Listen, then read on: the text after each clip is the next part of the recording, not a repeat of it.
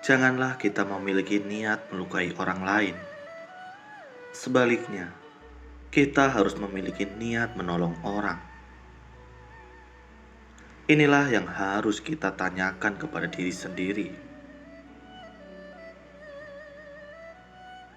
Dalam kehidupan sehari-hari, saat menghadapi orang dan masalah, kondisi menyenangkan ataupun tak sesuai harapan, sulit untuk dihindari.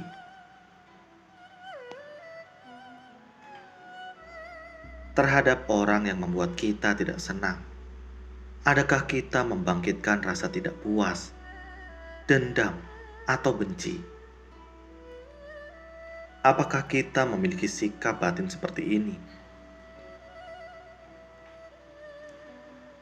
Terhadap sesuatu yang kita sukai, apakah timbul ketamakan dalam batin kita, sehingga ingin menguasai atau memilikinya? Terhadap sikap batin seperti ini, kita harus selalu mengingatkan diri kita. Ada seorang bapak bertanya kepada saya, jika seumur hidup ini tidak mencelakai orang, tidak menjadi orang jahat, tidak mencuri, dan tidak merampok, apakah kita termasuk orang baik?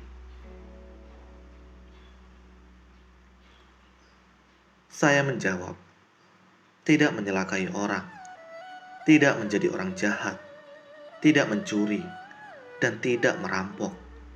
Hanyalah kewajiban kita dalam kehidupan ini. Kewajiban ini sudah sepatutnya kita jalankan. Untuk menjadi orang baik, kita harus punya ketekunan dalam hal apapun. Kita harus berlapang dada saat ada orang yang tertimpa penderitaan atau bencana. Kita harus segera bersumbangsi. Setelah bersumbangsi, kita tak menuntut balasan. Dengan begitu, kita merasa tenang dan damai. Inilah orang baik yang sesungguhnya. Tidak melakukan kejahatan hanyalah kewajiban. Melakukan kebajikan menunjukkan kehidupan yang aktif dan bersemangat. Baik berbuat jahat maupun berbuat baik, semua bermula dari sepersit niat. Jadi, kita harus senantiasa bertanya ke dalam hati. Kita bertanya ke dalam hati kita sendiri, bagaimana kondisi batin saya? Dalam kehidupan sehari-hari, kita harus senantiasa memiliki hati yang tulus. Terhadap setiap orang dan hal, kita harus tulus. Sesungguhnya, kita juga tak boleh mengabaikan keyakinan kita sendiri. Jadi, menjadi orang yang tulus sangatlah penting. Ada sebuah kisah seperti ini. Seorang umat yang baik hati.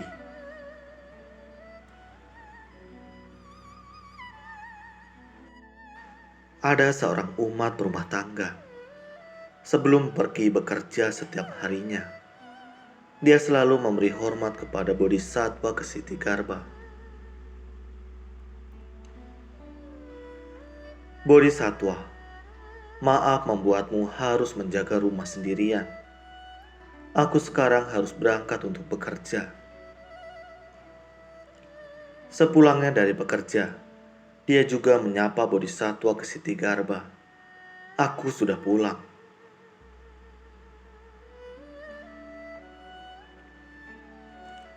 Ketulusan ini dia pertahankan selama puluhan tahun. Suatu malam, dia bermimpi saat dia sedang berjalan di pegunungan. Sepertinya ada orang yang memanggilnya. Dia berhenti dan melihat sekelilingnya untuk mencari siapa yang memanggil. Saat dia berhenti, suaranya malah menghilang. Dia lalu lanjut berjalan. Dia kembali mendengar suara dan berhenti lagi. Tetapi tidak ada siapa-siapa di sana. Dia berpikir, mungkin hanya perasaanku saja.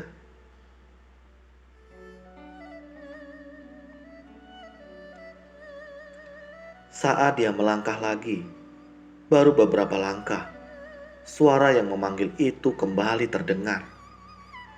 Dia lalu berkata, "Siapapun dirimu, katakan saja apa yang bisa kubantu."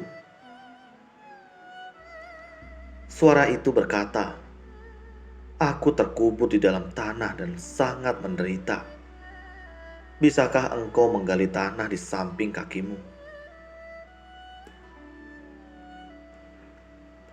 Dia berpikir, tak peduli benar atau tidak, menolong orang tetaplah sangat penting. Namun, dia tak dapat menemukan alat. Dia hanya bisa menggunakan kedua tangannya. Dia terus menggali hingga kedua tangannya berdarah.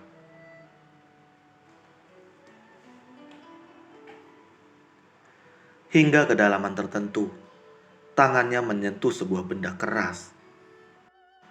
Dia lalu terus menggali dengan lebih cepat, hingga wajah dan tubuh dari benda itu terlihat. Ternyata itu adalah patung Bodhisattva Ksitigarbha. Dia segera mengambil patung itu.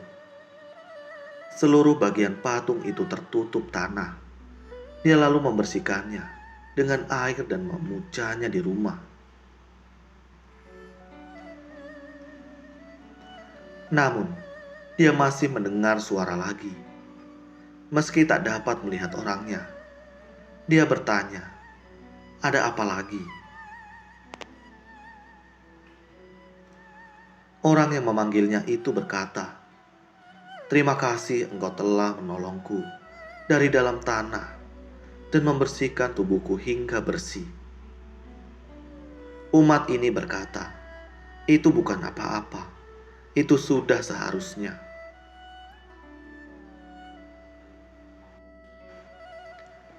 Suara itu kembali berkata, "Ini mungkin tidak berarti apa-apa bagimu. Namun, sudah banyak orang yang lewat di sana. Aku juga memanggil mereka, tetapi tidak ada yang menghiraukanku.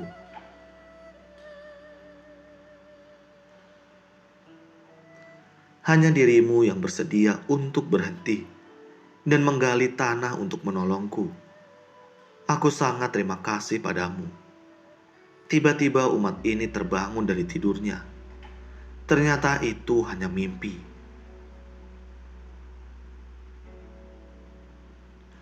Dia lalu bersujud di hadapan Bodhisattva Ksitigarbha sambil bertanya-tanya, mengapa dirinya bisa bermimpi seperti itu.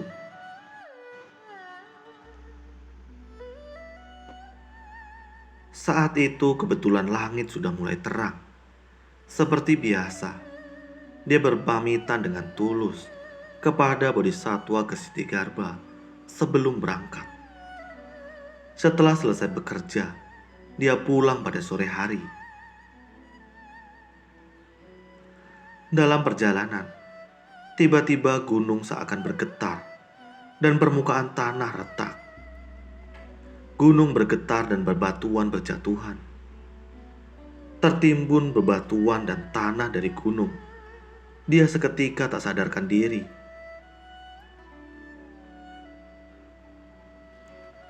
Saat kembali sadar, dia sudah berada di atas tumpukan tanah. Dia sendiri merasa aneh dan tak bisa membayangkannya. Dia pun bergegas pulang. Sesampainya di rumah, dia langsung bersujud di hadapan Bodhisattva Ksitigarbha dan berkata, "Maaf, saya pulang terlambat karena bertemu bahaya di jalan. Beruntung, saya masih bisa selamat." Namun, saat itu dia melihat retakan pada kaki Bodhisattva Ksitigarbha itu dan tersadar seketika. Saat aku tertimbun tanah pegunungan, Bodhisatwa Kestigarbha lah yang menolongku.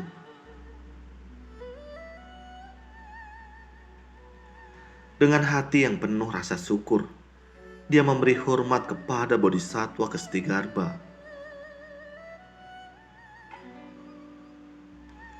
Kisah ini hendak memberitahu kita bahwa dalam keseharian kita harus menjaga kondisi batin yang tenang dan tulus.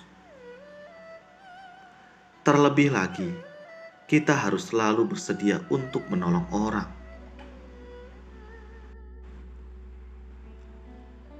Lihatlah umat tadi, meski di dalam mimpi, dia tetap memiliki hati yang bersedia untuk menolong orang lain. Terlebih lagi dalam kehidupan nyatanya.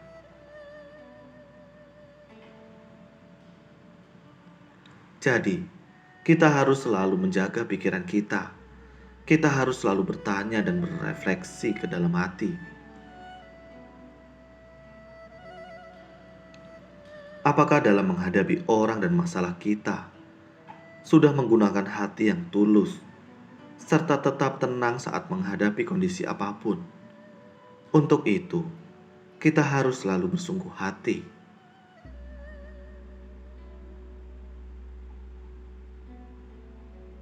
Terima kasih. Semoga video ini bermanfaat. Sabe Sata Bhavantu Sukhitata. Semoga semua makhluk berbahagia.